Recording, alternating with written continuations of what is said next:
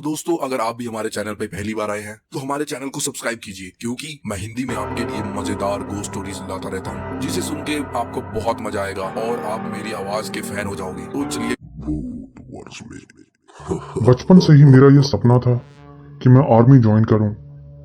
बचपन में जब वीडियो गेम्स खेलता था तो सोचता था कि काश एक दिन मुझे भी असली गन्स चलाने का मौका मिलेगा। और फिर मेरा यह सपना सच हो गया।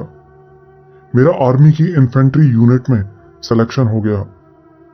आर्मी ज्वाइन करने के बाद मैंने अपनी ट्रेनिंग पूरी की। ऐसी ट्रेनिंग जो अच्छों के पसीने छुड़ा दे। ट्रेनिंग इतनी मुश्किल होती है कि एक बार तो हर किसी के दिमाग में आता है कि कहीं उसने कोई गलती तो नहीं कर ली मिलिट्री ज्वाइन करके।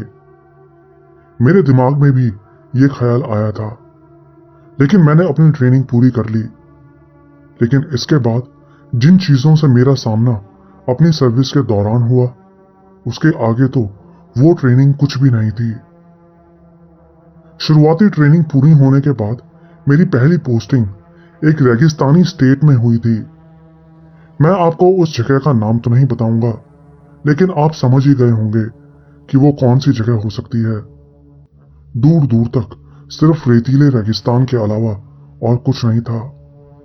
वहां से सबसे पास इंसानी आबादी वाली जो जगह थी, वो भी करीब 4 घंटे की दूरी पर थी। इसी बीच रेगिस्तान में हम अपने एक टेम्परेरी कैंप में रुके थे। जो लोग रेगिस्तान में रह चुके हैं वो ये बात जानते होंगे कि रेगिस्तान का मौसम कैसा होता है। दिन में जब धूप पड़ती है तो रेत गर्म होने के कारण यहाँ बहुत गर्मी हो जाती है, लेकिन रात में अंधेरा होने के बाद ठंड भी उतनी ही ज्यादा हो जाती है। वो गर्मियों का मौसम था, लेकिन उस दिन कुछ ज्यादा ही गर्मी पड़ रही थी। हम सब लोग रेगिस्तान में ही अपने टेंट्स के अंदर बैठे मिलिट्री टैक्टिक्स के बारे में सीख रहे थे। सबको रात का इंतजार था, क्योंकि रात में हमें अपनी एक्चुअल नाइट विजन ट्रेनिंग के लिए जाना था। फिर किसी तरह वो दिन बीता और रात हुई। रात में हम लोगों ने खाना खाया और फिर हम सबको नाइट विजन ग्लासेस और कुछ मैप्स दे दिए गए। पूरा आसमान सितारों से भरा था। दूर दूर तक सिर्फ रेगिस्तान और आसमान के सितारे थे, जो देखने में बहुत खूबसूरत लग रहे थे। दिल को एक अलग सा ही सुकून महसूस हो रहा था, जो मैंने आज तक महसूस नहीं किया था। हम सब करीब 9 बजे 2-2 के पेयर्स में कैंप से निकल गए। हमें वहां से करीब 5 किलोमीटर दूर एक पॉइंट पर इकट्ठा होना था और फिर वहां से एक साथ वापस आना था। और फिर जैसे घंटों रेगिस्तान में भटकने के बाद हम सब अपने कैंप में वापस पहुंच गए। वापस आने पर हमें कुछ घंटे सोने की परमिशन मिल गई। मैं भी सोने के लिए अपने स्लीपिंग बैग के अंदर घुस गया। लेटते ही नींद आ गई, लेकिन फिर करीब आधे घंटे बाद ही हमारे ऑफिसर ने जोर से पकड़ के मुझे हिलाया। मैं जल्दी से उठा तो उसने सख्त लहजे में बोला, उठो, तुम्हें कैंप के बाहर ड्यूटी देनी है। दरअसल हमारे कैंप के चारों तरफ करीब 200 मीटर दूर हमने फेंसिंग की हुई थी, जिसमें बारी बारी सब जवानों की ड्यूटी लग रही थी। अरे यार, ये क्या मुसीबत है। ऑफिसर की बात सुन के मैं जल्दी से उठा और अपनी वर्दी पहनकर और अपनी गन लेकर बाहर चेक पॉइंट पर खड़ी जीप में जाके बैठ गया। मुझे एक रेडियो फोन भी दिया गया था और कहा गया था कि फेंस के अंदर किसी को भी आने देने से पहले रेडियो फोन पर परमिशन लेनी होगी। मैंने कहा यस सर, और फिर मैं अपनी ड्यूटी करने लगा। रात करीब 2:30 बजे का टाइम होगा। कैंप के सब जवान गहरी नींद में सोए हुए थे, सिवाय मेरे और मेरे एक ऑफिसर के। हम दोनों उस जीप के अंदर बैठे चारों तरफ नजर रखे हुए थे। चारों तरफ सिर्फ अंधेरा और सन्नाटा था। शायद आपको ये बात अजीब लगे, लेकिन रात के सन्नाटे की भी एक अलग आवाज होती है। बीच बीच में सियारों के रोने की आवाज आती तो कभी कोई खरगोश भागता हुआ दिखाई देता। कुछ देर बाद वो ऑफिसर भी सोने के लिए चला गया। अब मैं जीप में बिल्कुल अकेला था। वो एक ओपन जीप थी। मैंने अपने नाइट विजन गॉगल्स लगाए और सीट पीछे करके लेट गया और आसमान की तरफ देखने लगा। लेकिन तभी मुझे कुछ दूर फिर से एक सियार के रोने की आवाज आई। आवाज बहुत पास से आई थी, लेकिन मैंने ज्यादा ध्यान नहीं दिया और सीट सीधी करके चारों तरफ देखने लगा। लेकिन फिर मुश्किल से 5 मिनट बाद मुझे दूर से एक जवान हमारी तरफ आता दिखाई दिया। नॉर्मल आराम से चलता हुआ वो हमारे कैंप की तरफ आ रहा था। मुझे लगा शायद हमारे ही कैंप का कोई जवान बाहर टॉयलेट के लिए गया होगा और वही वापस आ रहा होगा। मैंने अभी भी नाइट विजन गॉगल्स लगाए हुए थे, लेकिन तभी मैंने नोटिस किया कि उस जवान की आंखें चमक नहीं रही थी। मतलब उसकी आंखों से लाइट रिफ्लेक्ट होती नहीं लग रही थी, जो कि बहुत अजीब बात थी। मैंने गॉगल्स हटा दिए और उसको अपने पास आता देखने लगा और करीब 2 मिनट बाद ही वो मेरे सामने आके खड़ा हो गया और फिर कुछ देर सीधा मेरी आंखों में घूरने के बाद वो बोला, क्या मैं अंदर आ सकता हूं? उसकी आवाज बहुत अजीब थी। मतलब एक अजीब सी रोबोट जैसी आवाज। उसमें कोई इमोशंस नहीं थे। बहुत अजीब बात थी। मैंने उससे पूछा, तुम्हारा नाम क्या है और टॉयलेट के लिए तुम्हें इतनी दूर जाने की क्या जरूरत थी? उसने बताया उसका नाम हवलदार किशन लाल है, सेम उसी रोबोट वाली आवाज में। लेकिन मेरे टॉयलेट वाले सवाल का उसने कोई जवाब नहीं दिया। मैं उस यूनिट में नया था, इसलिए मैं तो किसी हवलदार किशन लाल को नहीं जानता था। लेकिन उसको अंदर जाने देने से पहले मुझे अपने ऑफिसर की परमिशन लेनी थी। मैंने रेडियो फोन पे अपने ऑफिसर को कॉल किया। जय हिंद श्रीमान, यहाँ कोई हवलदार किशन लाल आया है, इसको अंदर आने दे सकता हूं क्या? हवलदार किशन लाल? इस कंपनी में तो कोई हवलदार किशन लाल नहीं है और हमारी दूसरी यूनिट यहां से 25 किलोमीटर दूर है, इससे पूछो। ये बोलते बोलते अचानक से ऑफिसर रुक गया। अरे नहीं, शिट, उसको अंदर मत आने देना और उसकी तरफ देखना मत, ना उससे कोई बात करना, चाहे कुछ भी हो जाए, और जल्दी से भाग के आ जाओ वहां से। ऑफिसर एकदम से घबराते हुए बोला। सामने फेंस के दूसरी तरफ खड़ा वो हवलदार किशन लाल भी ये सब कुछ सुन रहा था और इससे पहले कि मैं कुछ समझ पाता, उसका चेहरा एकदम से गुस्से से लाल हो उठा, जैसे कि वो अभी जंप मार के आएगा और मेरा गला चीर के मेरा खून पी जाएगा। मैं उसी वक्त जीप से उतरा और तेजी से भागता हुआ कैंप में पहुंचा तो देखा कि कैंप में सब जवान पहले से ही उठ चुके थे। सब लोग जल्दी से जीप में अपना सामान पैक कर रहे थे। कमांडर ने तुरंत सबको वहां से निकल जाने का ऑर्डर दिया था। इतनी जल्दबाजी में सब कुछ जीप्स में भरा गया कि हमारा बहुत सारा सामान जैसे टेंट्स, खाना वगैरह वहीं छूट गया था। और फिर हम पूरे 3 घंटे का नॉन स्टॉप सफर तय करके सीधा अपने मेन बेस पर पहुंचे। अचानक से ऐसा करने के पीछे क्या कारण था मुझे कुछ नहीं बताया गया, लेकिन फिर हमारे एक स्क्वाड लीडर ने, जो वहां का लोकल भी था, उसने बताया कि वो हवलदार किशन लाल कैंप के अंदर आने की परमिशन नहीं मांग रहा था। मुझे नहीं पता उसकी बात का क्या मतलब था। अगर वो कैंप के अंदर नहीं आना चाह रहा था तो किसके अंदर आना चाह रहा था? पता नहीं ऐसा क्या था जो हम सबको वहां से यूं अचानक भागना पड़ा। खैर, आर्मी ज्वाइन करने के बाद यह मेरे साथ घटा पहला ऐसा अजीब वाकया था, लेकिन आखिरी नहीं था। इस घटना के कुछ महीने बाद एक बार मेरी पोस्टिंग हिमाचल प्रदेश में हुई थी। वो एक छोटा सा मिलिट्री बेस था, दूर पहाड़ों पे जंगलों के बीच।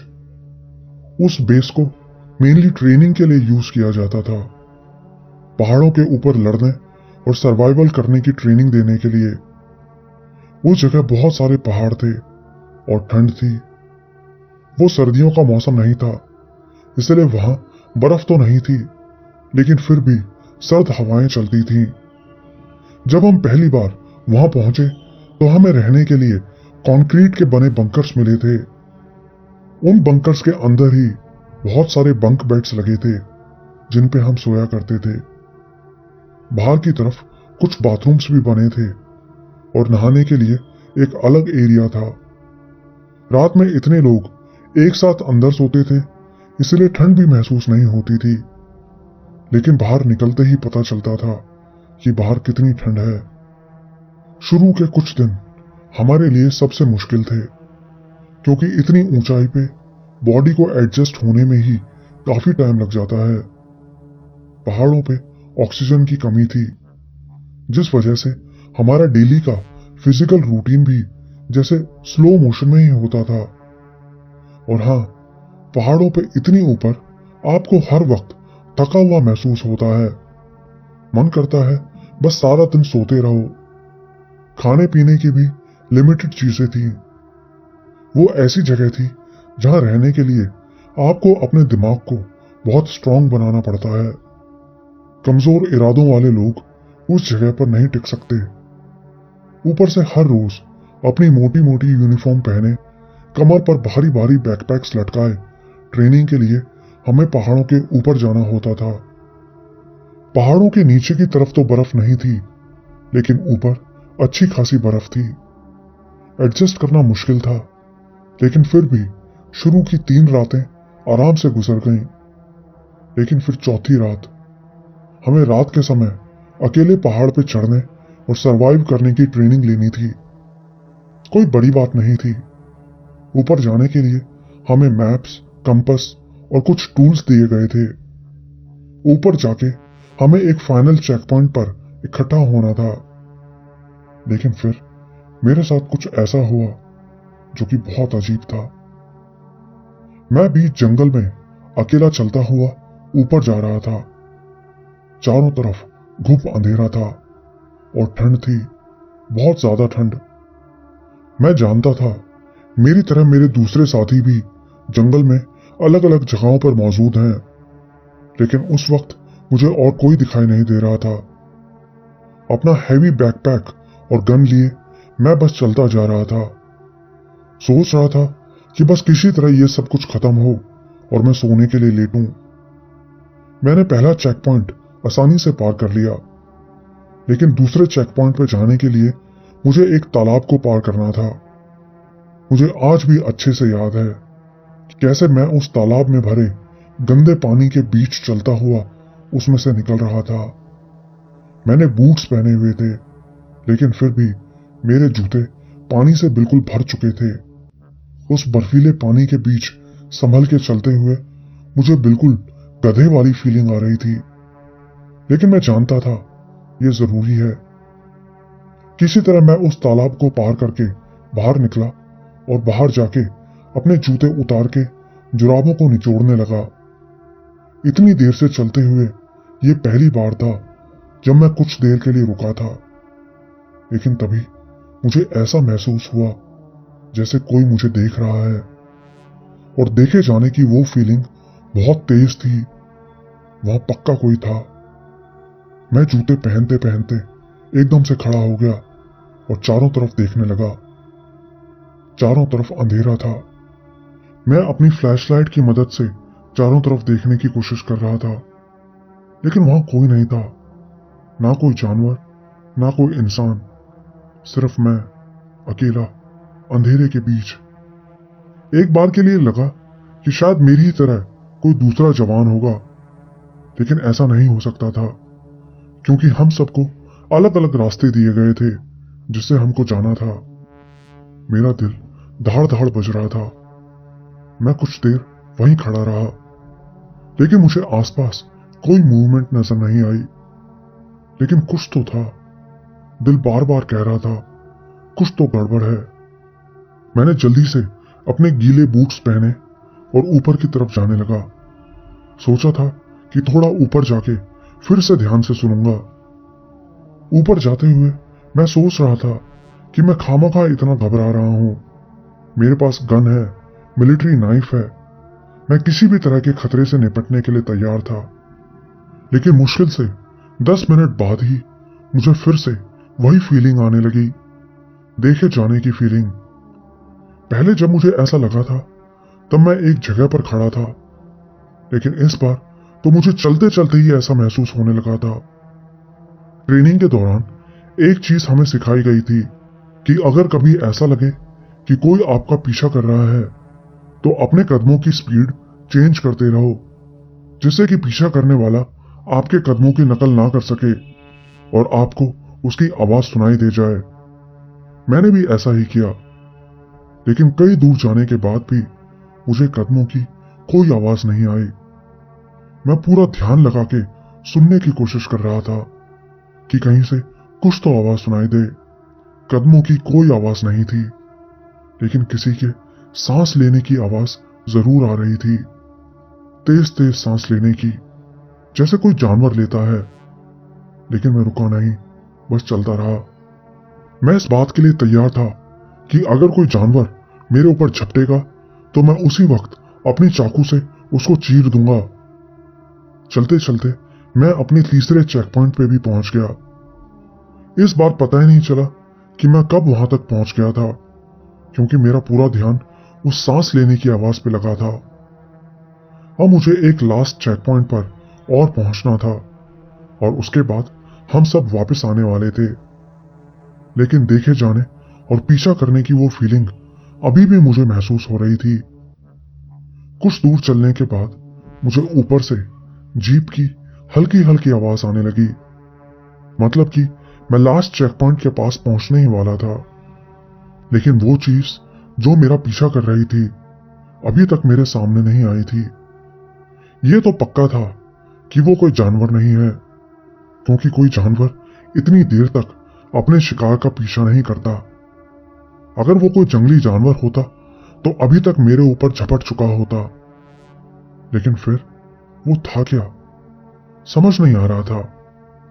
लेकिन इस बीच एक बहुत बड़ी गलती मुझसे हो गई अनजाने में। वो ये कि मैंने अनजाने में ही उस चीज को अपनी पूरी यूनिट तक पहुंचा दिया। पहले तो वो सिर्फ मेरा ही पीछा कर रहा था, लेकिन अब उसको मेरी पूरी यूनिट के बारे में पता चल गया था। लेकिन इस बात का मुझे तब पता नहीं चला था। आखिरी चेक पॉइंट पे पहुंचने के बाद हमारी पूरी यूनिट सही सलामत जीप्स में बैठ के बेस पर वापस जाने लगी। जो जवान टाइम से चेक पॉइंट पे पहुंच गए वो सब जीप्स में बैठ के वापस आ गए, और जो छूट गए उन सबको बोल दिया गया कि उन्हें जीप्स के हॉर्न की आवाज का पीछा करते हुए पैदल पैदल ही नीचे आना होगा। अजीब बात थी, लेकिन मिलिट्री में ऐसा ही होता है। बेस में पहुंच के बाकी के जवानों के साथ बंकर में सोना बहुत सुकून देने वाला था। मैं आराम से सो गया, कुछ अजीब नहीं हुआ। ये उसी पहाड़ की फोटो है जो मैंने अगले दिन खींची थी। अगली रात फिर से हम लोगों को नाइट टाइम नेविगेशन ट्रेनिंग के लिए पहाड़ के ऊपर जाना था, लेकिन इस बार हम अलग अलग नहीं बल्कि एक साथ जा रहे थे।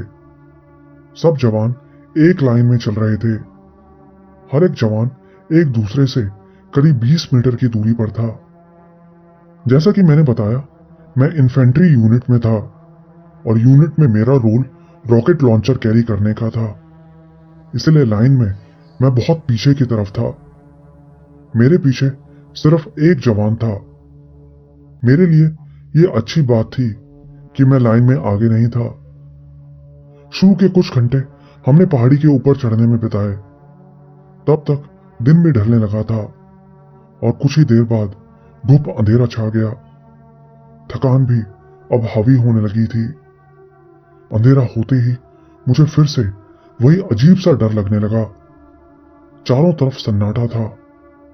मैं भी चुपचाप बस चले ही जा रहा था कि तभी मुझे किसी की आवाज सुनाई दी, शायद मेरे पीछे वाले जवान की। उसने जोर से मेरा नाम लिया था। आवाज सुन के मैं रुक गया और पीछे मुड़ के देखने लगा। पीछे एक जवान चलता हुआ आ रहा था।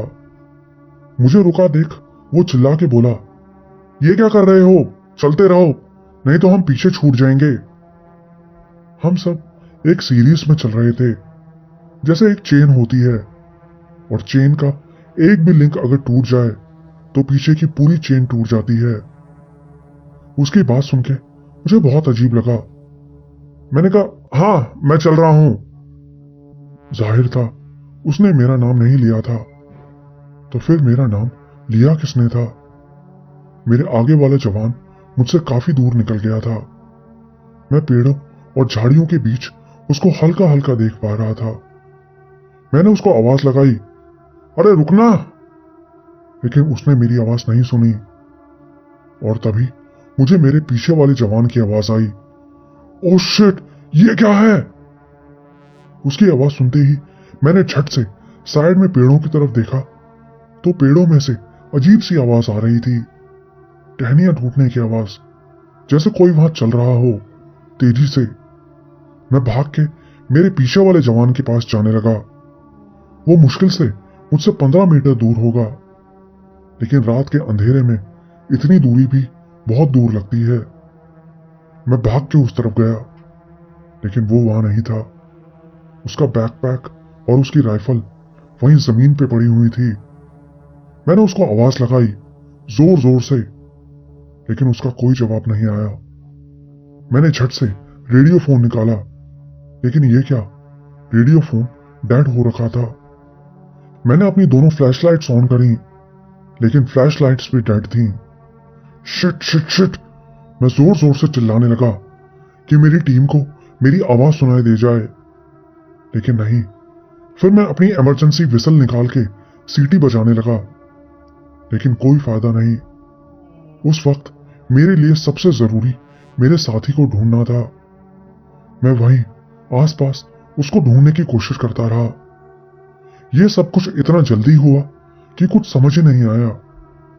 मुझे नहीं पता उन लोगों को कब यह मालूम पड़ा कि मैं पीछे छूट गया हूं और वो किस तरह मुझ तक पहुंचे, लेकिन जब तक उन लोगों ने मुझे ढूंढा, लग रहा था जैसे घंटों बीत गए हैं। वो चीज अभी भी वहीं आसपास घूम रही थी। बीच बीच में मुझे अपने आसपास से कुछ रगड़ने घिसटने की आवाज आती, लेकिन कोई कुछ दिखाई नहीं देता। लग रहा था जैसे वो मेरे साथ खेल रहा है, खिलौने की तरह। आखिर में जब मेरे स्क्वाड ने मुझे ढूंढा तो मैंने उनको पूरी बात बताई। पेड़ों के बीच उन कदमों की आवाज के बारे में भी बताया, लेकिन उन सबको यकीन था कि वो जवान बस रास्ता भूल गया होगा। फिर हम सब ने मिलकर उसको कई घंटों तक ढूंढा, लेकिन वो जवान नहीं मिला। फिर अगली सुबह एक बकरी चराने वाले ने हमें उस जवान की सूचना दी, लेकिन चीजें तो अभी और अजीब होने वाली थीं। वो जवान जहां से गायब हुआ था, वहां से 30 किलोमीटर दूर एक दूसरे पहाड़ के ऊपर बेहोश पड़ा मिला था।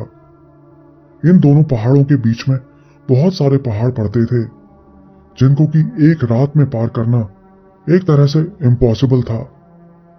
जब उस जवान को बेस पे लाया गया तो उसके कानों में से खून निकल रहा था और उसको अपना नाम तक याद नहीं था। उसकी पूरी बॉडी पर खरोंचों के निशान थे और ठंड की वजह से उसको हाइपोथर्मिया हो गया था, लेकिन उसकी जान खतरे में नहीं थी। आखिर में किसी तरह वहां एक हेलीकॉप्टर को बुला के उसको बेस हॉस्पिटल में शिफ्ट करवाया गया। इस घटना के बाद मुझे मेरे ऑफिसर ने बताया कि मुझे फिलहाल ट्रेनिंग से हटा के नीचे मेन बेस में भेजा जाएगा पूछताछ के लिए। सच बताऊं तो मेरे लिए ये खुशी की ही बात थी कि मैं उस जगह से दूर जाने वाला था। यूनिट के बाकी जवानों को जैसा बताया गया उन्होंने वैसा ही मान लिया था कि पहाड़ पर चढ़ाई करते हुए उसकी तबीयत खराब हुई और वो बदहवासी में 30 किलोमीटर दूर चला गया। कोई इस बारे में बात नहीं कर रहा था। पिछली 2 रात मैंने जो कुछ नोटिस किया था, मैंने वो सब बताने की भी कोशिश की, लेकिन फिर मेरे ऑफिसर ने मुझे साइड में बुला के सख्त लहजे में मुझे समझा दिया कि इस बारे में कोई बात नहीं होनी चाहिए। शायद वो ऐसा कुछ जानता था जो मुझे नहीं पता था। शायद ऊपर के सब लोगों को पता था कि यहां कुछ गड़बड़ है, और इसके बावजूद उन्होंने हमें यहां भेजा। मिलिट्री में ऐसा ही होता है, सिर्फ रेत में घुसेड़े रहो और दुआ मनाते रहो कि सब कुछ ठीक है। खैर, मुझे क्या, मेरा काम दिमाग चलाने का नहीं बल्कि ऑर्डर्स फॉलो करने का था। इसके बाद मुझे एक आर्मर्ड ट्रक में हमारे मेन बेस ले जाया गया पूछताछ के लिए। पूरा रास्ता आराम से निकल गया, कुछ भी अजीब नहीं हुआ। बेस में पहुंच के वो लोग मुझे एक छोटे से ऑफिस के अंदर लेकर गए। ऑफिस कंक्रीट से बना लग रहा था, मतलब कि वो कोई टेम्परेरी ऑफिस नहीं था। अंदर मिलिट्री पुलिस के कुछ लोग थे जो मेरी तरह अपनी ड्यूटी कर रहे थे। उन्होंने मुझसे सवाल पूछे और मेरी स्टेटमेंट ली। उन्होंने मुझसे पूछा कि उस जवान के गायब होने से पहले मैंने कोई अजीब चीज देखी थी या उस जवान को कोई अजीब हरकत करते देखा था। मैंने कहा नहीं तो, अजीब चीज तो मैंने कोई नहीं देखी, ना उस जवान को मैंने ऐसा कुछ करते देखा था।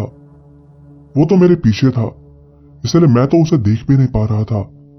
बस उसके गायब होने से पहले मैंने उसकी आवाज सुनी थी, बस। इसके बाद आर्मी इंटेलिजेंस के कुछ लोग मुझसे बात करने आए। एक बार पहले भी मैं इंटेलिजेंस के लोगों से मिल चुका था। वो लोग तो बहुत अच्छे थे, लेकिन ये ऐसे नहीं थे। ये आते ही सीधा मुद्दे की बात पर आ गए। इन्होंने पूरे केस की बातें एक बार में मुझे बताई, जैसे कोई किताब पढ़ के सुना रहे हो। मतलब उनकी आवाज से ऐसा नहीं लग रहा था जैसे उनको किसी बात से कोई हैरानी हुई थी या कुछ और। मतलब मुझे ऐसा लग रहा था जैसे ये सब कुछ उनके लिए बहुत नॉर्मल था। उन्होंने भी वही सब सवाल पूछे जिनके जवाब मैं पहले कई बार दे चुका था। मैंने उन्हें उन सब अजीब चीजों के बारे में भी बताया जो मैं पिछले कुछ दिनों से नोटिस कर रहा था।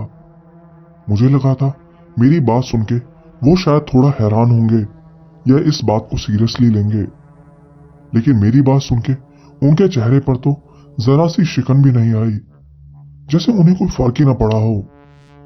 आखिर में उन्होंने कहा कि लगता है पहाड़ों के ऊपर जाने से तुम्हारी तबीयत खराब हो गई थी, इसीलिए शायद तुम हेलुसिनेट करने लगे थे।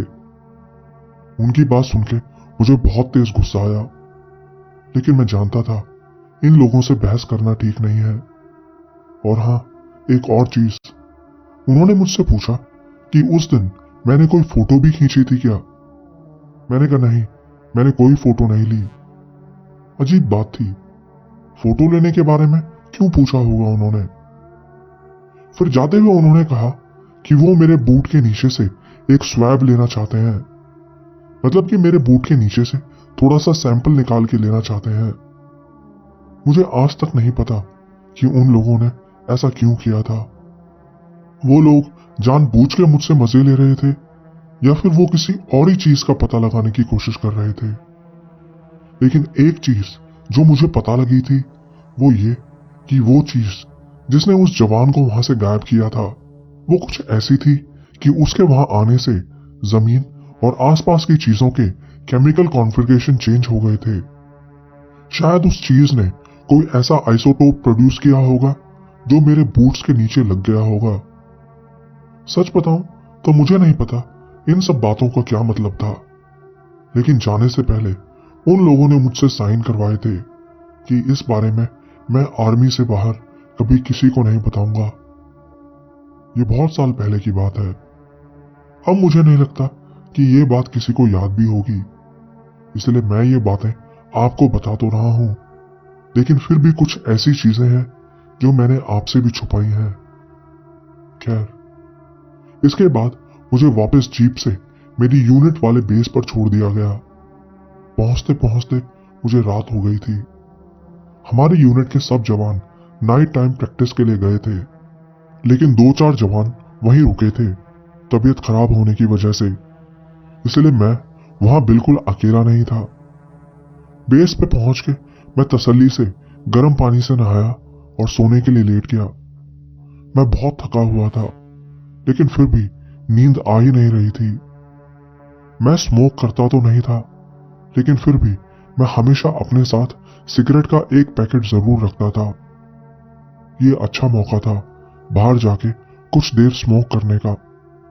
शायद स्मोक करने से मेरा दिमाग थोड़ा शांत हो जाए और मुझे नींद आ जाए। मैं बाहर निकल के स्मोक करने लगा। रात का टाइम था, दूर दूर तक अंधेरा फैला था।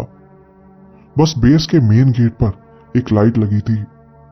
सामने करीब 50 मीटर दूर से ही घने पेड़ों की लाइन शुरू हो रही थी, जिसके आगे दूर दूर तक घना जंगल फैला था। सब कुछ ठीक चल रहा था, लेकिन फिर तभी अचानक से मुझे फिर से वही मनहूस फीलिंग आने लगी, देखे जाने की फीलिंग। पता नहीं साली वो कौन सी चीज थी जो मेरा पीछा ही नहीं छोड़ रही थी। और सबसे बड़ा सवाल था, क्यों वो मेरे पीछे पड़ी थी। मैंने उसी वक्त सिगरेट फेंकी और अंदर चला गया। अंदर जाके कुछ देर लेटे रहने के बाद मुझे नींद आ गई, लेकिन हर 10 मिनट में मेरी आंख खुले जा रही थी, सपने से नहीं, बस अपने आप ही। फिर सुबह होते होते हमारी बाकी की यूनिट भी बेस में वापस आ गई। फिर दोपहर 12 बजे के करीब हमें अगली ट्रेनिंग में जाने के लिए बुला लिया गया। इस बार हमें दिन में पहाड़ की चढ़ाई करनी थी और रात वहीं बिता के अगले दिन वापस आना था। ये बात सुन के मेरा दिल तो एकदम से ही बैठ गया। लेकिन जब आप फौज में होते हैं तो आपको अपने डर के ऊपर काबू पाना होता है। ट्रेनिंग चाहे कितनी भी मुश्किल क्यों ना लगे, ये बात सच है कि असली सिचुएशन में आपकी ट्रेनिंग ही आपकी जान बचाती है। खैर, फिर 1 घंटे बाद ही हम लोग एक ऊंचे पहाड़ के नीचे खड़े थे, ऊपर चढ़ने के लिए तैयार। मौसम भी साफ था, किसी को नहीं लग रहा था कि यहां कोई परेशानी होगी। लेकिन फिर हमारे पहाड़ चढ़ना शुरू करते ही तेज तूफान आने लगा। हवा बहुत तेज हो गई, ऊपर से बर्फ झड़ झड़ के नीचे गिर रही थी। ठंडी हवा शरीर पे ऐसे लग रही थी जैसे कोई हमें ब्लेड से काट रहा हो। ना कुछ दिखाई दे रहा था। पहाड़ी पे पैर रखते ही पैर फिसले जा रहा था। ऐसा लग रहा था जैसे वो पहाड़ हमें जान से मारने की कोशिश कर रहे थे। और ये बात मैं मजाक में नहीं कह रहा हूं। हम सबके पास अपने अपने कंपास थे, लेकिन एक पॉइंट ऐसा आया कि सबके कंपास ने ही काम करना बंद कर दिया। हम सबको एक पर्टिकुलर पॉइंट पर पहुंचना था, लेकिन हम जितनी भी कोशिश करते वो कंपास हमें बार बार एक दूसरी जगह पर पहुंचाया जा रहा था। वो तो अच्छा हुआ कि हमारे जो ट्रेनिंग गाइड्स थे वो अपने काम में बहुत ही अच्छे थे। उन्होंने किसी तरह रेडियो फोन्स पे इंस्ट्रक्शन देते हुए हम सबको वहां पहुंचा दिया जहां हमें इकट्ठा होना था। चढ़ाई करते हुए तो हमें ठंड का एहसास नहीं हुआ, लेकिन उस जगह पहुंचते ही सब ठंड के मारे कांपने लगे। वो तो अच्छा हुआ कि हमारे ऑफिसर्स ने वहां पहले से ही 2 बड़े बड़े टेंट्स का इंतजाम किया हुआ था। वैसे तो इस तरह की ट्रेनिंग में हम कभी टेंट्स का यूज नहीं करते थे, लेकिन वहां जिंदगी और मौत का सवाल था। लेकिन चीजें तो अभी और खराब होने वाली थी। कुछ ही देर बाद तूफान और तेज हो गया। हवा के साथ साथ तेज बारिश भी हो रही थी। हम एक दूसरे की आवाज तक नहीं सुन पा रहे थे। हवा इतनी तेज थी कि टेंट लग ही नहीं पा रहा था। किसी तरह बहुत ही मुश्किल से हमने अपने टेंट लगाए और सारा सामान अंदर रखा। टेंट लगने तक टेंट्स के अंदर 2-3 इंच पानी भर चुका था। हमारी पूरी बॉडी पानी से निचुड़ चुकी थी, लेकिन गनीमत थी कि हमारे स्लीपिंग बैग्स वाटरप्रूफ थे। शाम होते होते टेम्परेचर और कम हो गया। अब सब जवान आराम करने लगे, लेकिन मिलिट्री में ऐसा कभी नहीं होता कि सबके सब एक साथ आराम करें। किसी न किसी को हर वक्त जाग कर नजर रखनी होती है। अभी अंधेरा नहीं हुआ था, इसलिए सबसे पहले नजर रखने के लिए मैंने ही अपना नाम दे दिया। मैंने सोचा था कि अभी कुछ घंटे ड्यूटी कर लूंगा और फिर रात में आराम से सो जाऊंगा। ये मेरी उसी वक्त की फोटो है। इसमें आप देख सकते हैं कि कैसे मेरी जैकेट पानी में बिल्कुल तर हो चुकी है। कुछ घंटे टेंट में ही बैठ के ड्यूटी देने के बाद अब मैं अपने स्लीपिंग बैग के अंदर सोने चला गया। मुझे नहीं पता मेरी आंख कब लगी, लेकिन फिर किसी की आवाज सुन के अचानक से मेरी आंख खुल गई। कोई हमारे टेंट के बाहर मदद मांग रहा था। मैंने नोटिस किया कि ये उसी जवान की आवाज थी जो कुछ दिन पहले गायब हो गया था और 30 किलोमीटर दूर मिला था। लेकिन ऐसा कैसे हो सकता था, क्योंकि वो जवान तो अभी हॉस्पिटल में था। वो तो अभी तक यूनिट में वापस आया ही नहीं था। मैंने नोटिस किया कि वो मदद के लिए किसी जवान का नाम लेके उसको आवाज देता और उसको बाहर बुलाने की कोशिश करता। लेकिन हमारे स्क्वाड लीडर ने सबको चिल्ला के बोल दिया था कि कोई भी टेंट से बाहर नहीं निकलेगा। उसके कई देर तक मदद मांगने के बाद भी जब कोई बाहर नहीं निकला तो वो जैसे बिल्कुल भीख मांगने लगा। प्लीज बाहर आ जाओ, मेरी हेल्प करो। आवाज से लग रहा था जैसे वो मुश्किल से 20 मीटर दूर पेड़ों के बीच खड़ा था। मैंने खुद अपना नाम उसके मुंह से 2 बार सुना था। हम में से कोई बाहर नहीं निकला और फिर करीब 20 मिनट बाद वो आवाज आना बंद हो गई। लेकिन आवाज बंद होते ही हमें सामने से धड़ाम से एक पेड़ के गिरने की आवाज आई। लेकिन हम में से कोई बाहर नहीं निकला। हम सब टेंट के अंदर ही रहे तब तक जब तक कि बाहर से जीप्स की आवाज नहीं आई। जीप्स की आवाज के साथ ही हमारे रेडियो पे कॉल आई। 20 सेकंड के अंदर हमें अपना सारा सामान पैक करके वहां से निकलने का ऑर्डर मिला था। हमारे पास सिर्फ 5 मिनट थी उस इलाके से निकल जाने के लिए। लेकिन मैं फिर भी टेंट से बाहर नहीं निकला जब तक कि 5-6 जवान मुझसे पहले बाहर नहीं निकल गए। मैंने जिंदगी में पहले कभी लोगों को इतनी तेजी से पैकिंग करते नहीं देखा था। कुछ ही सेकंड्स में टेंट को बांध के जीप के पीछे ठूंस दिया गया। बाहर 3 जीप्स खड़ी थीं। हमें बताया गया कि खराब मौसम की वजह से हमें वापस बेस पर ले जाया जा रहा है। लेकिन हम सब जानते थे कि असली बात कुछ और थी। हम वहां से निकल तो लिए थे, लेकिन रात के वक्त जीप से नीचे उतरना इस मौसम में आसान काम नहीं था। वो जो कुछ भी था अभी भी पहाड़ पर मौजूद हो सकता था। लेकिन खुशकिस्मती से हम सब सही सलामत अपने बेस पर पहुंच गए। बेस पे पहुंच के सबने शावर लिया और फिर सूखे कपड़े पहन के सोने के लिए लेट गए। कोई इस बारे में बात नहीं करना चाहता था, लेकिन हम सब जानते थे कि अगले कुछ दिनों में हमें फिर से उस पहाड़ पर जाना होगा ट्रेनिंग पूरी करने के लिए। अगले दिन हम सो के उठे, लेकिन थकान अभी भी बनी हुई थी। यूनिट के कुछ जवानों को रात में भीगने से निमोनिया हो गया था। ठंड, तूफान और वो सब अजीब अजीब चीजें, कहीं ना कहीं हम सब थोड़ा सा जरूर हिल गए थे। पिछली रात जो कुछ हुआ उसके बारे में कोई खुल के तो बात नहीं कर रहा था, लेकिन दबी जुबान में सब इसके बारे में बातें करने की कोशिश कर रहे थे। कुछ जवानों का कहना था कि रात में जो कुछ हुआ वो सब एक प्रैंक था, नए जवानों को डराने के लिए। वो लोग इस बात को मजाक में उड़ा रहे थे और हंस रहे थे, लेकिन शायद वो भी जानते थे कि उनकी हंसी झूठी है। बाकी के हम सब जवान अपने वेपन्स और सामान को साफ करने में लगे थे अपने अगले ट्रेनिंग मिशन के लिए। मुझे ऐसा बोलना तो नहीं चाहिए, लेकिन पता नहीं हमारी यूनिट के ऑफिसर्स को ही ट्रेनिंग का इतना कीड़ा क्यों लगा था। आप चाहे जितने भी बहादुर हों, कितने भी मजबूत हों, लेकिन एक पॉइंट के बाद आपकी मोटिवेशन भी कम होने लगती है। मैं हर समय अपने बैरक्स में ही रहता था, सिर्फ एक्सरसाइज के लिए ही बाहर जाता था। मेरी किसी और को यह बताने की हिम्मत नहीं थी कि वो चीज शायद अभी भी बाहर से पेड़ों के बीच से हमें देख रही होगी। हमारे बेस के अंदर ही एक कैंटीन भी बनी थी। उसमें ज्यादा कुछ तो नहीं था, लेकिन पिछले कई दिनों से मेस का खाना खा खा के मेरा दिमाग खराब हो गया था। इसलिए मैंने सोचा कैंटीन से जाके कुछ चॉकलेट्स या कोई मीठी चीज खरीद के खाता हूं। कैंटीन की तरफ गया तो देखा कि वहां 5-7 लोग पहले से खड़े थे।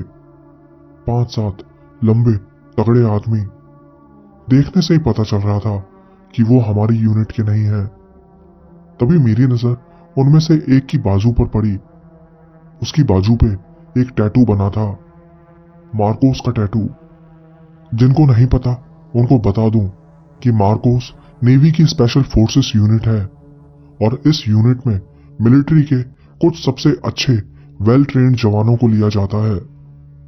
जब मैं आर्मी की तैयारी कर रहा था तो मेरे एक रूममेट ने मार्कोस के लोगों के पोस्टर को दीवार पे लगा रखा था। मैं उनके पास गया और उनसे पूछने लगा कि आप मार्कोस है ना? मेरी बात सुन के वो सब मेरी तरफ पलट के देखने लगे। बोले हाँ, लेकिन तुम्हें कैसे पता? मैंने कहा मैंने आपका टैटू देखा। मेरी बात सुन के वो मुस्कुराने लगे, लेकिन तभी मैंने नोटिस किया कि उनमें से एक तो मेरे स्कूल का फ्रेंड था। मतलब वो था तो मुझसे बड़ा, लेकिन वो मेरे एक फ्रेंड के बड़े भाई का फ्रेंड था, जिससे मेरी भी स्कूल टाइम में उसे अच्छी दोस्ती हो रखी थी। हम अच्छे दोस्त थे, लेकिन बाद में पता चला कि वो पता नहीं कहां गायब हो गया था। स्कूल कॉलेज के बाद हमने उसे कांटेक्ट करने की बहुत कोशिश की, लेकिन वो सोशल मीडिया तक पे नहीं था। अब समझ आया कि वो कहां गायब हो गया था। वो मार्कोस कमांडो बन गया था। कितना बड़ा इत्तेफाक था। मेरे बचपन का एक दोस्त जो सालों बाद मिला तो कहां मिला। हम दोनों ने एक दूसरे की तरफ देखा और आंखों ही आंखों में हमने एक दूसरे को पहचान लिया। वैसे तो मुझे उसे सैल्यूट मारना चाहिए था, क्योंकि वो मुझसे बड़ी रैंक पे था, लेकिन उस वक्त ये मेरे दिमाग में नहीं आया। मैंने उसे हाथ मिलाया तो खुशी के मारे वो मेरा हाथ छोड़ ही नहीं रहा था। उसको भी मुझसे मिलके बहुत खुशी हुई थी। हम दोनों कई देर तक एक दूसरे के बारे में पूछते रहे, पुरानी बातों को याद करते रहे। लेकिन वो पुरानी बातों के बारे में बात तो कर रहा था, लेकिन अभी भी अपने बारे में वो कुछ नहीं बता रहा था। जब भी मैं उसके बारे में कुछ पूछता कि वो आजकल कहाँ है, कहाँ ड्यूटी चल रही है, यहाँ कैसे आना हुआ, तो वो मेरी बात टाल देता। मैं जानता हूँ कमांडोज को अपने बारे में पर्सनल बातें बाहर बताना बिल्कुल अलाउड नहीं होता, इसलिए मैं भी उसको बात टालने दे रहा था। और फिर करीब 10-15 मिनट बात करने के बाद उन लोगों के जाने का टाइम हो गया। उन्होंने अपने बैग्स में कुछ राशन का सामान भरा हुआ था। शायद वो वहां राशन का सामान ही लेने आए थे। फिर वहां से जाते हुए उसने मुझे साइड में अकेले में बुलाया और अपनी सिगरेट नीचे फेंकते हुए बोला, चाहे कुछ भी हो, तुम्हें उस जगह फिर से नहीं जाना है। वो जगह ठीक नहीं है, समझ गए ना? वो बहुत ही सीरियस टोन में मेरी आंखों में देखते हुए मुझसे बोला। मैंने कुछ नहीं कहा, बस हाँ में सर हिला दिया। फिर उसने मुझसे हाथ मिलाया और वहां से चला गया। यहां एक चीज और मैं आपको बता दूं कि उसके ग्रुप में जितने लोग थे वो सब के सब कमांडो नहीं थे। मेरा मतलब मैं आपको कैसे समझाऊं? अगर आप कभी किसी मिलिट्री कमांडो से मिले होंगे तो आप समझ जाएंगे कि एक कमांडो की बॉडी लैंग्वेज अलग ही होती है। उनमें से कुछ तो कमांडोज लग रहे थे, लेकिन कुछ पक्का कमांडोज नहीं थे। खैर, इसके बाद मैं वापस अपने बैरक में चला गया और एक बुक पढ़ने लगा, लेकिन मेरा दिमाग उसी की बात में उलझा हुआ था। उसने मुझसे फिर से वहां जाने को मना किया था, लेकिन मैं मना कैसे करूं? अपना पैर तोड़ लूं या बुखार होने का नाटक करूं? अगर किसी तरह नाटक करके मैं वहां जाने से बच भी गया तो क्या मैं अपने आप से कभी नजरें मिला पाऊंगा? मेरी यूनिट के बाकी सब जवान वहां जाएंगे और मैं उनको छोड़ के यहां अकेला चूहे की तरह दुबका रहूंगा। नहीं, आखिर में मैंने फैसला किया कि चाहे जो हो, एक बुजदिल की तरह जीने से अच्छा तो मैं मरना पसंद करूंगा। और फिर कुछ ही घंटे बाद हमें फिर से पहाड़ पर चढ़ने के लिए बुला लिया गया। इस बार भी पहाड़ पर चढ़ते हुए मुझे सिवाय मनहूसियत के और कुछ महसूस नहीं हो रहा था। ऐसा लग रहा था जैसे वो चीज जानबूझ के मुझे मेंटली परेशान कर रही थी। ऊपर से ये ट्रेनिंग हर रोज मेरी बॉडी को तोड़े जा रही थी। एक इंसानी शरीर एक हफ्ते में 175 किलोमीटर पहाड़ की चढ़ाई करने के लिए नहीं बना है, वो भी कंधे पे 80 किलो वेट लटकाए। बीच बीच में हमें एक एक दिन का ब्रेक भी मिलता था। लेकिन फिर करीब 3 हफ्ते बाद मेरी बॉडी पूरी तरह से ट्रेन हो गई। अब हम सब पहाड़ चढ़ने में बिल्कुल कंफर्टेबल हो चुके थे। इसी को ट्रेनिंग कहा जाता है। पहले जो चीज इतनी मुश्किल लगती थी, वो बाद में आपको एक रोज का रूटीन लगने लगती है। पहले मेरा पूरा ध्यान इसी बात पे रहता था कि ये चढ़ाई कब खत्म होगी। लेकिन अब मैं और छोटी छोटी चीजों पे ध्यान देने लगा था, जैसे ऊपर चढ़ते हुए किस तरह बर्फ पे कदम संभाल के रखने हैं, कैसे कम समय में ज्यादा दूरी तय की जा सकती है, और भी कई छोटी छोटी चीजें जो आप सिर्फ एक्सपीरियंस से ही सीख सकते हैं। लेकिन इस पूरे टाइम वो अजीब सा डर मेरे दिल में बना रहता था। आखिर में मैं इसी नतीजे पे पहुंचा कि ये सब सिर्फ मेरे दिल का वहम है और यहां ऐसी कोई चीज नहीं है। लेकिन मैं गलत था। करीब 2 हफ्ते बाद हमें फिर से उसी पहाड़ पे चढ़ाई के लिए बुलाया गया, जहां से उस रात हमें भागना पड़ा था। पता नहीं हमें फिर से क्यों उसी जगह दोबारा ले जाया गया। हमारे सीईओ का मानना था कि ये हमारी यूनिट की ट्रेनिंग के लिए बहुत अच्छा चैलेंज होगा। पता नहीं इन ऑफिसर्स के दिमाग किस तरह काम करते हैं। वो लोग हमें सीधा मौत के मुंह में लेकर जा रहे थे।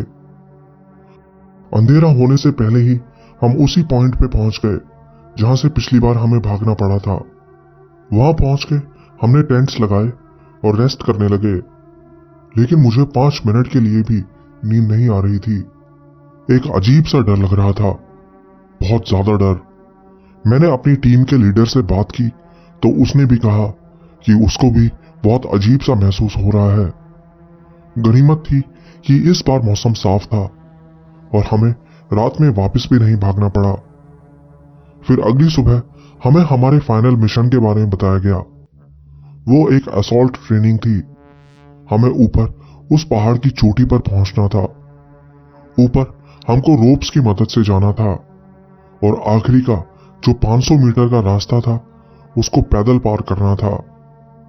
हमें बताया गया कि ऊपर कुछ स्पेशल फोर्सेस भी हैं जो इस मिशन में हमारे साथ भाग लेंगे। लेकिन हमें बस अपने मिशन पर ही फोकस करना है, उनकी तरफ ध्यान नहीं देना। और फिर शाम को अंधेरा होते ही हमने असॉल्ट शुरू कर दिया और आधी रात होते होते हम उस पहाड़ी के काफी ऊपर तक पहुंच गए थे। सब कुछ बिल्कुल स्मूथ चल रहा था। हम धीरे धीरे अपनी ट्रेनिंग के हिसाब से आगे बढ़ रहे थे। अब ऊपर एक पर्टिकुलर पहाड़ी पर पहुंच के मैंने अपनी रोप का हुक निकाल के वहां एंकर गाड़ के लगा दिया, जिससे कि मेरी टीम के बाकी जवान ऊपर आ सकें। इतना करके मैं बस पलटा ही था कि मुझे पीछे से मेरे ही साथी जवान ने आवाज दी, ये तुमने क्या किया? रस्सी क्यों काटी? इससे किसी की जान भी जा सकती है। मैं हैरान था। मैंने कहा, मैंने तो कोई रस्सी नहीं काटी। मैंने झट से पलट के उस तरफ जाके देखा तो देखा कि वो नायलॉन रोप बिल्कुल क्लीन कटी हुई थी। मेरा मतलब, मुझे नहीं पता आप लोगों ने कभी क्लाइंबिंग रोप देखी है या नहीं, लेकिन उस रोप को काटना बहुत मुश्किल काम होता है। और अगर आप उसको कितने भी शार्प नाइफ से काट भी लें तो भी वो इतनी सफाई से नहीं काटी जा सकती जैसे वो रोप कटी हुई थी। वो देखते ही मैं समझ गया कि ये पक्का उसी चीज ने किया है जो पिछले 1 महीने से हमारे पीछे पड़ी थी, हमारी जान लेने की फिराक में। खुशकिस्मती से उसके बाद हमें सिर्फ 2 छोटी छोटी पहाड़ियां और चढ़नी थी, जो कि हमने जल्दी से पूरी भी कर ली। अब सिर्फ आखिर का 500 मीटर का रास्ता बचा था। लेकिन हमारी सोच के उलट वो बिल्कुल खड़ी चढ़ाई थी, जिस पे चढ़ना इतना भी आसान नहीं था। और तभी ना जाने कहां से इतना तेज तूफान वहां आ गया। सच बताऊं तो आज तक मैंने अपनी जिंदगी में इतना खतरनाक तूफान नहीं देखा था। मतलब आप मान लो कि उस वक्त आंधी कम से कम 100 किलोमीटर घंटे की स्पीड से चल रही थी।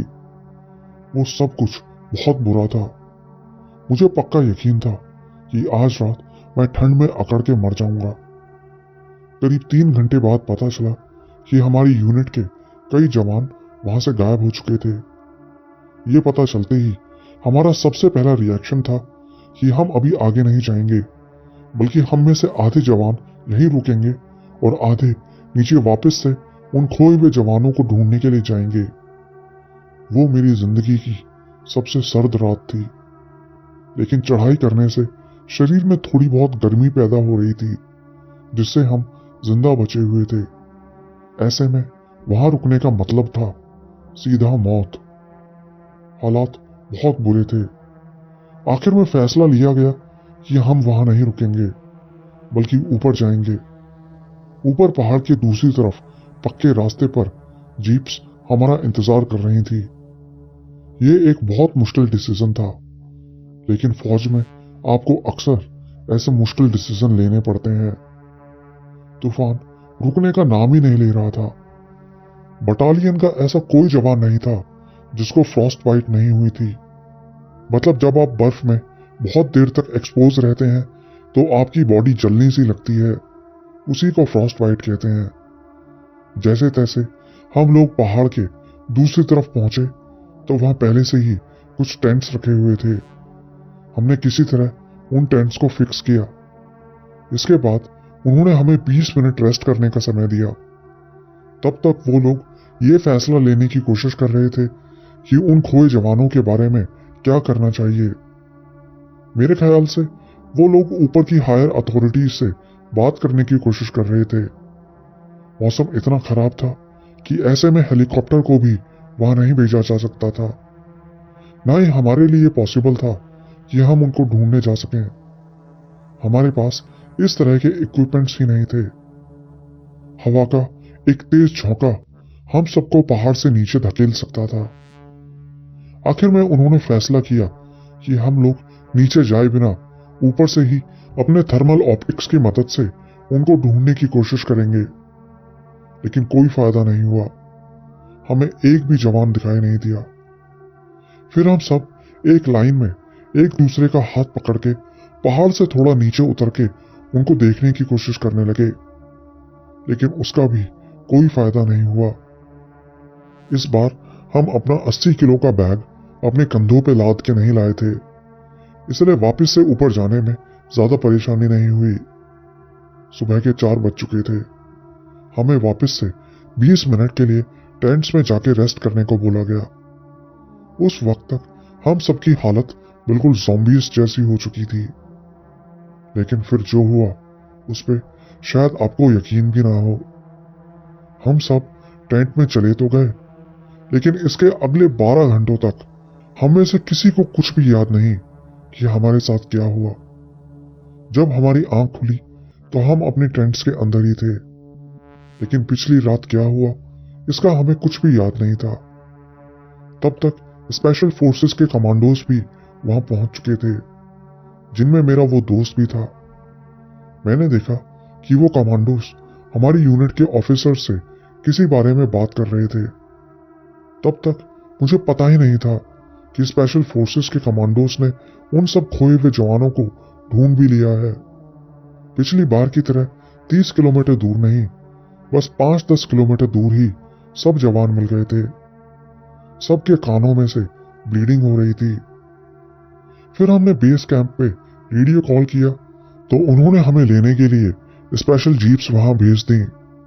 ऐसी जीप्स जो बर्फ में भी चल सकने के काबिल थीं। अंधेरा होने तक हम लोग वापस अपने बैरक्स में पहुंच चुके थे। बेस पे पहुंच के हमारी ब्रीफिंग हुई, जिसमें बताया गया कि हमारा मिशन कितनी अच्छे से सक्सेसफुल हुआ। बकवास। वो तो खुशकिस्मती से हमारे सब जवान वापस आ गए थे, नहीं तो अगर इन लोगों की बेवकूफी से हम एक जवान भी खो देते तो इनकी नौकरी चली जाती। फिर हम सब ने अपने अपने बैग्स पैक किए और रात 3 बजे ही हमें नींद से उठा दिया गया। हमें बस से वापस रेगिस्तान में ले जाया जा रहा था। मैं आपको बता नहीं सकता वहां से निकलते हुए मुझे कितना अच्छा लग रहा था। कोई वहां बिताए समय के बारे में बात नहीं कर रहा था। जो जवान गायब हुए थे, हॉस्पिटल से आने के बाद सबका यही कहना था कि या तो उनको कुछ भी याद नहीं था या वो इस बारे में बात नहीं करना चाहते थे। ये उसी पहाड़ी की फोटो है जो मैंने अगले दिन तूफान खत्म हो जाने के बाद ली थी। मैंने अपना फेस ब्लर किया है, लेकिन फोटो में ये अजीब सी जो डिस्टॉर्शन है, ये मुझे आज तक नहीं पता कि ये कैसे हुई। शायद इसीलिए उन लोगों ने मुझसे पूछा था कि मैंने कोई फोटो तो नहीं ली। खैर, मैं बस इस बारे में भूल जाना चाहता था। दिवाली भी आने वाली थी, इसलिए वहां से आने के बाद हमें 1 महीने की छुट्टी दे दी गई। घर आने के बाद मेरा ज्यादातर समय सोने और दारू पीने में ही निकल गया। जिंदगी की ऐसी छोटी छोटी चीजें जिन पे हमारा ध्यान ही नहीं जाता, जैसे आराम से सोफे पे बैठ के आराम से टीवी देखना, बिना किसी टेंशन के, बिना किसी मिशन के। मैं अब इन चीजों को अप्रिशिएट करने लगा था। लेकिन वो कहते हैं ना, अच्छा समय हमेशा नहीं रहता। और फिर 1 महीने बाद ही मैं वापस से रेगिस्तान में पहुंच चुका था, अपनी गन और हैवी बैकपैक के साथ। वहां जाने के बाद शुरू के 15-20 दिन हमने कई ट्रेनिंग मिशंस पूरे किए, लेकिन वो सब कुछ नॉर्मल था। वहां ऐसा कुछ अजीब नहीं हुआ, इसलिए उनके बारे में मैं आपको नहीं बताऊंगा। लेकिन एक घटना ऐसी थी जिसके बारे में मैं आपको जरूर बताऊंगा। वो दिसंबर का महीना था और रात के समय रेगिस्तान में इतनी ठंड हो जाती थी कि आप सोच भी नहीं सकते। ऊपर से ठंडी हवाएं सबसे खतरनाक थी। आप मोटे मोटे कपड़ों की 50 लेयर्स भी क्यों ना पहन लो, लेकिन फिर भी बाहर ड्यूटी देते हुए ठंडी हवा आपके शरीर तक पहुंच ही जाती है। शुरू के कुछ दिन तो हमने फायरिंग प्रैक्टिस की, अलग अलग वेपन से। इसके बाद हमें वहीं रेगिस्तान में ही एक दूसरी फायरिंग रेंज में ले जाया गया। मतलब असल में वो फायरिंग रेंज नहीं थी, बल्कि वो एक मॉकअप एरिया था जिसमें डमी मैप्स लगाए हुए थे और एक पूरे छोटे शहर का ढांचा बना हुआ था। हमें उसी में अपना मिशन पूरा करना था। जब हम वहां पहुंचे तब तक अंधेरा हो चुका था, स्ट्रीट लाइट्स ऑन थी। वहां पहुंच के हमने जल्दी से अपने बैकपैक्स तैयार किए और एक खाली बिल्डिंग में पहुंच गए। हम जानते थे वो बिल्डिंग असली नहीं है, सिर्फ ट्रेनिंग के लिए वहां बनाई गई है, लेकिन दिखने में वो ऐसी लग रही थी जैसे बिल्कुल असली हो। उसकी दीवारों पर पेंटिंग्स बनी थी, कमरों में फर्नीचर रखा हुआ था, यहां तक कि घर में यूज होने वाले इलेक्ट्रिक आइटम्स भी रखे थे। ऐसा लग रहा था जैसे शहर की किसी रियल बिल्डिंग को उठा के वहां रेगिस्तान में रख दिया गया हो। बहुत सारी बिल्डिंग्स, टेम्परेरी सड़कें, गलियां, बाजार, दुकानें, सब कुछ वहां बनाया गया था। कुछ घंटे आगे जाने के बाद मैं एक बिल्डिंग के अंदर जाके बैठ गया। हमें बताया गया कि अब हम रेस्ट ले सकते हैं और अगले मिशन के बारे में हमें सुबह बता दिया जाएगा। मैं अपना बैकपैक उतार के वहीं अंदर ही बैठ गया। अंदर ठंडी हवा नहीं लग रही थी। मैंने सोचा कि अब कुछ घंटे रेस्ट कर लेता हूं और फिर सुबह होते ही निकल पड़ूंगा। लेकिन मैं पूरी रात नहीं सो सका। पूरी रात एक अजीब सी आवाज मुझे परेशान करती रही, जैसे कोई लोहे की चीज या कोई शटर हवा से जोर जोर से बड़बड़ा रहा हो।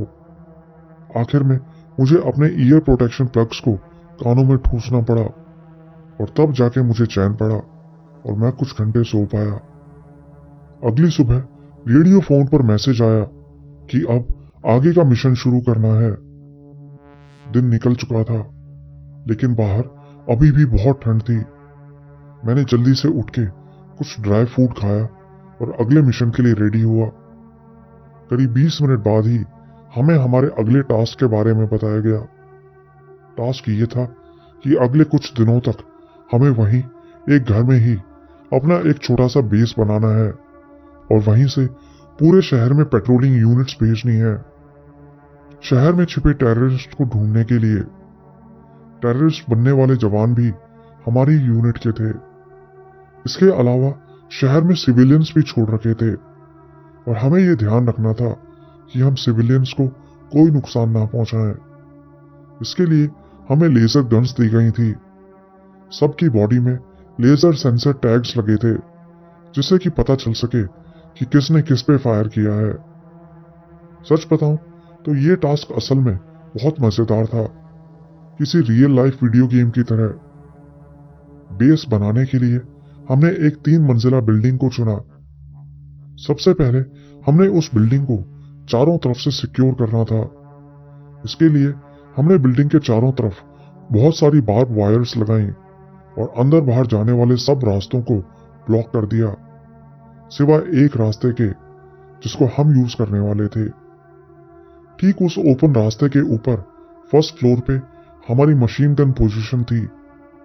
थर्ड फ्लोर की सीढ़ियों और खिड़कियों को भी हमने भारी भारी सैंड बैग से बंद कर दिया था। वहां से कोई भी बिल्डिंग के अंदर नहीं घुस सकता था। हम खुश थे कि हमने अपने बेस को बहुत अच्छे से सिक्योर कर लिया है और अब कोई टेररिस्ट इसके अंदर नहीं घुस सकता। हमारे 3 स्क्वाड्स थे। रात में एक स्क्वाड बाहर पेट्रोलिंग के लिए चला गया, दूसरा स्क्वाड सोने के लिए चला गया और तीसरा स्क्वाड बेस में अपनी पोजीशंस पर ड्यूटी दे रहा था। मैं पेट्रोलिंग वाले स्क्वाड में था। हम 2 घंटे पूरे डमी शहर में घूमते रहे, लेकिन कोई टेररिस्ट नहीं मिला। आखिर में हम बेस पर वापस आ गए।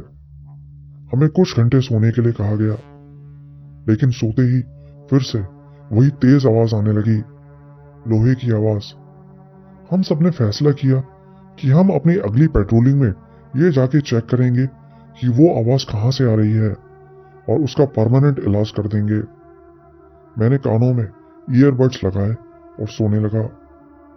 अब सोए हुए हमें 2 घंटे ही हुए थे कि बेस के बाहर ग्रेनेड फटने की आवाज से हमारी आंख खुल गई।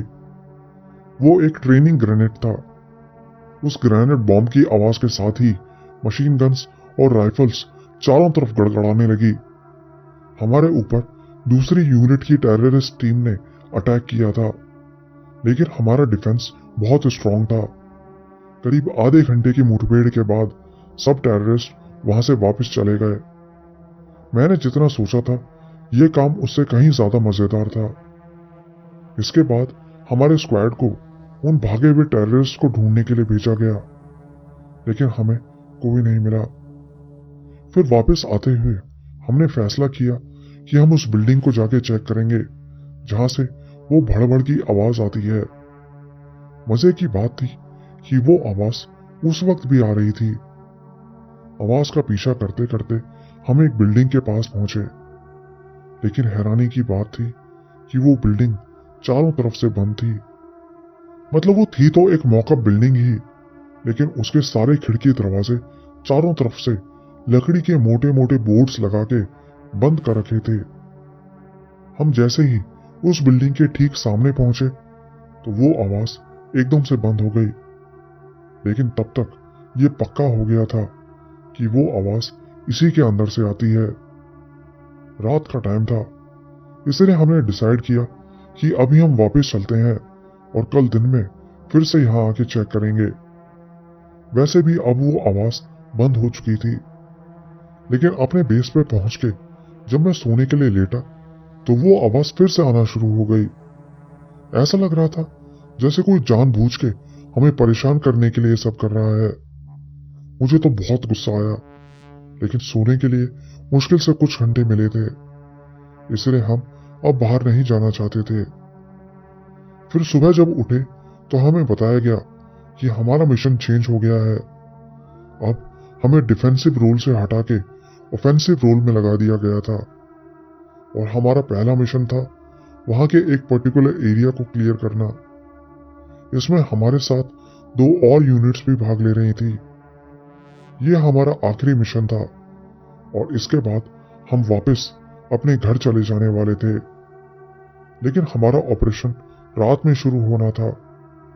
दिन में हमें मिशन से रिलेटेड कुछ ब्रीफिंग्स दी गई और कुछ दूसरी बातें सिखाई गई, और फिर शाम को अंधेरा होते ही हमारा मिशन स्टार्ट हो गया। मिशन शुरुआत में तो बहुत आसान लग रहा था, लेकिन फिर हमारे ऊपर चारों तरफ बिल्डिंग से अटैक होने लगा। लेकिन अगले 3-4 घंटों में ही हमने धीरे धीरे उन सभी बिल्डिंग्स को क्लियर कर दिया। अब हमें वापस अपनी पोजीशन पर जाना था। लेकिन वापस जाते हुए मेरे बॉस ने कहा कि दिन में तो हमें वो बिल्डिंग चेक करने जाने का मौका नहीं मिला, चलो अभी जाते हुए ही एक बार देखते हैं कि वहां क्या प्रॉब्लम है। हमारे स्क्वाड से हम करीब 6-7 जवान उस बिल्डिंग को चेक करने के लिए रुक गए, जबकि बाकी के जवान वहां से वापस बेस पे चले गए। हमें लगा था कि हम भी घंटे भर में वहां से निकल पड़ेंगे, लेकिन सबसे बड़ा चैलेंज था उस बिल्डिंग के अंदर घुसना। अंदर जाने का कहीं से कोई रास्ता ही नहीं मिल रहा था। हमारे बॉस ने कहा कि एक तरीका है इस बिल्डिंग के अंदर जाने का, बगल वाली बिल्डिंग के नीचे से। यहाँ हर एक बिल्डिंग के नीचे सुरंग बनी हुई है, जिनमें से हम उस बिल्डिंग के अंदर पहुंच सकते हैं। बस तो फिर देर किस बात की थी। हम सब जल्दी से ये काम निपटा के सोने जाना चाहते थे। बगल वाली बिल्डिंग में पहुंचे तो थोड़ा ढूंढने पे ही हमें वो हैच मिल गया, जिसे खोल के हमें सुरंग के अंदर जाना था। हैच भारी तो था, लेकिन हमने उसे आसानी से खोल दिया।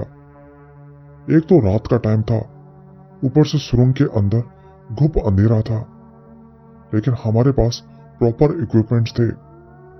हम सब सुरंग के अंदर घुस गए और अपनी फ्लैशलाइट की मदद से धीरे धीरे रेंगते हुए दूसरी तरफ बिल्डिंग में जाने लगे। 15 मिनट के बाद हम दूसरी बिल्डिंग के हैच के नीचे थे। हैच भारी था, लेकिन नीचे से जोर लगा के हमने उसे खोल दिया। अब हम उस बिल्डिंग के अंदर खड़े थे, जिसमें से वो भड़बड़ की आवाज आती थी। फ्लैशलाइट्स में हमने देखा कि लकड़ी के बोर्ड्स को ड्रिल करके सब खिड़कियों को बंद करके रखा था। बड़ी अजीब बात थी, पता नहीं ऐसा क्यों किया गया होगा। हम 6 लोग उस पूरे हॉल में इधर उधर उस आवाज का पता लगाने की कोशिश कर ही रहे थे कि तभी बचाओ, मुझे बचाओ, ऊपर वाले फ्लोर से किसी औरत के चीखने की आवाज आई। क्या? औरत की आवाज? ये कैसे हो सकता है? इस नकली बिल्डिंग में तो क्या, इस पूरे इलाके में ही किसी औरत के होने का कोई मतलब ही नहीं था। हम सब एक दूसरे की तरफ देखने लगे, लेकिन कोई कुछ नहीं बोला। आंखों आंखों में सबने फैसला किया कि हम ऊपर जाके चेक करेंगे। और तभी ऊपर वाले फ्लोर से फिर से आवाज आई, आ जाओ, हम ऊपर ही हैं। नहीं, ये पक्का कोई प्रैंक था। शायद वो लोग हमारे साथ मजाक कर रहे थे। हम जल्दी से भाग के ऊपर वाले फ्लोर पे पहुंचे, लेकिन वो फ्लोर तो बिल्कुल खाली था। बस पुराना टूटा फूटा फर्नीचर पड़ा हुआ था। समझ नहीं आ रहा था कि ये सब क्या हो रहा है। क्या ये भी हमारी ट्रेनिंग का ही कोई पार्ट है, या फिर यहाँ कुछ और ही चल रहा था। और तभी वहां कोने में खड़ी एक अलमारी के अंदर से किसी औरत के हंसने की आवाज आई। हम सब झट से पलट के उस अलमारी की तरफ देखने लगे। मेरे ऑफिसर ने एक जवान से जाके उस अलमारी को खोलने को कहा। मैं आपको बता दूं कि मैं अपने आप को डरपोक नहीं समझता, लेकिन उस वक्त मैं उस अलमारी को नहीं खोलना चाहता था। उस जवान ने हिचकिचाते हुए उस अलमारी को खोल दिया, लेकिन अलमारी तो खाली थी। ये कोई प्रैंक नहीं था। उस बिल्डिंग में एक अजीब सा भारीपन था, जिसको हम सब महसूस कर पा रहे थे। कोई मुंह से ये बात बोल तो नहीं रहा था, लेकिन ये बात सब बहुत अच्छे से महसूस कर रहे थे। तभी मेरे ऑफिसर ने कहा, निकलो यहां से।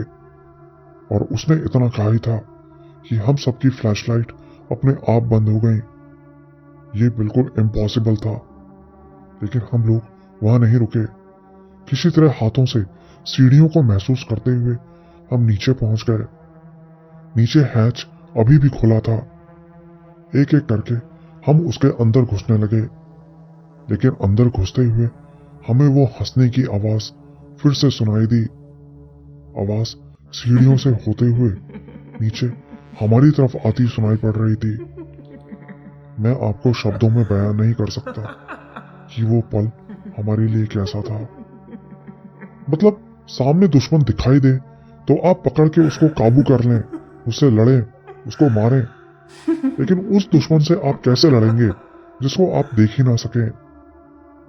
किसी तरह हम लोग रेंगते हुए सुरंग की दूसरी तरफ पहुंच गए, लेकिन ये क्या, दूसरी तरफ का हैच बंद था, जबकि अंदर जाते हुए हमने उस ढक्कन को खोल के साइड में रखा था। हमने उस हैच को खोलने की बहुत कोशिश की, लेकिन वो तो हिल ही नहीं रहा था, जैसे किसी ने ढक्कन के ऊपर कोई बड़ा सा पत्थर रख दिया हो।